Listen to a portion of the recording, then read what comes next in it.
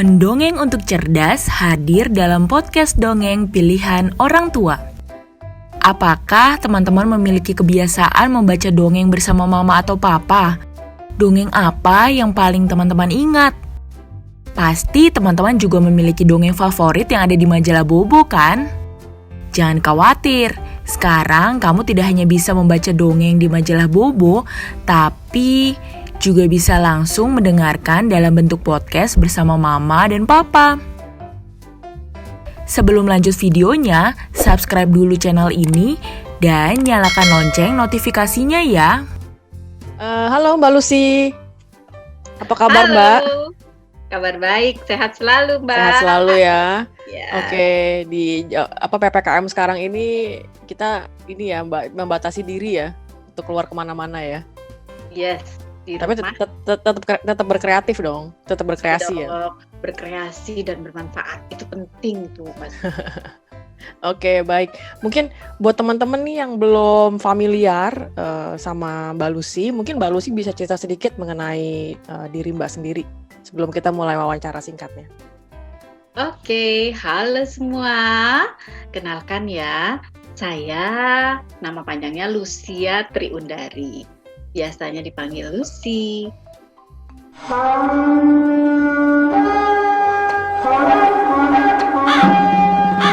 Sir, raja kita yang agung ingin membuat jubah dari bulu Raja Wali. Barang siapa bisa mengantarkan bulu Raja Wali untuk Tsar yang agung, Tsar akan membelinya dengan sekantong uang emas.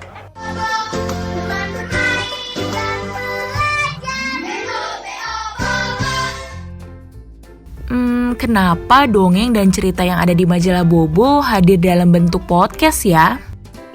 Ada satu kutipan yang menarik yang menurut saya ini bisa kita buat sebagai, ya kita ingat terus gitu ya. Jika Anda ingin anak Anda cerdas, bacakan dongeng untuk mereka. Jika Anda ingin mereka menjadi lebih cerdas, bacakan mereka lebih banyak dongeng. Nah, jika Anda belum sempat membacakan dongeng, cukup dengarkan dongeng-dongeng yang indah, seru, dan mendidik, serta syarat akan nilai-nilai kehidupan melalui podcast ini. Betul teman-teman, ternyata mendengarkan dongeng itu manfaatnya banyak sekali loh bagi kita. 1. Mengembangkan kecerdasan bahasa. 2. Mengasah ketajaman kognitif. 3. Mendukung imajinasi anak. 4. Mengajarkan kecerdasan sosial dan emosional. 5. Menumbuhkan minat baca. 6. Menjaga kedekatan hubungan kita dengan orang tua. Ini sesuai dengan kampanye yang terus ingin dilakukan oleh Bobo untuk menemani teman-teman, yakni mendongeng untuk cerdas. Jadi latar belakang kami membuat campaign mendongeng untuk cerdas itu sebenarnya kami ingin mengajak semua pihak untuk giat membaca sebenarnya ya. Jadi di survei UNESCO tahun 2014 itu menyatakan katanya anak Indonesia itu hanya membaca 27 halaman buku dalam 1 tahun. Nah, hal itu cukup mengecewakan ya, berarti kan hanya 1 buku seri anak yang jumlahnya halamannya 55-100 tidak habis dibaca oleh anak Indonesia dalam waktu 1 tahun. Ya, minat baca yang belum tinggi harus bersaing dengan derasnya pengaruh internet di Indonesia yang terus meningkat. Padahal membaca itu adalah kunci untuk mengetahui banyak hal. Nah, karena itulah kami ingin mengajak dari mulai kecil-kecil ya, dari mulai usia dini untuk menumbuhkan minat baca sejak dini. Oke, menarik banget. Jadi sebenarnya ujung-ujungnya adalah supaya mereka punya minat baca yang lebih baik ya Mbak ya? Yes. Iya, karena dari dongeng tadi kan kalau dikaitkan dengan penjelasan yang di awal kan artinya dengan mendengarkan dongeng anak-anak diharapkan menumbuhkan juga rasa ingin tahu sehingga mereka akhirnya baca gitu ya, cari infonya kayak gitu-gitu. Iya. Oke, betul pas sekali. banget. Semoga tetap berjalan terus ya Mbak ya inisiatifnya ya. Harus karena satu lagi karena di majalah Bobo dan di majalah Makamit tuh dongeng dan cerita itu kan unggulan ya. Jadi banyak anak-anak yang suka tuh.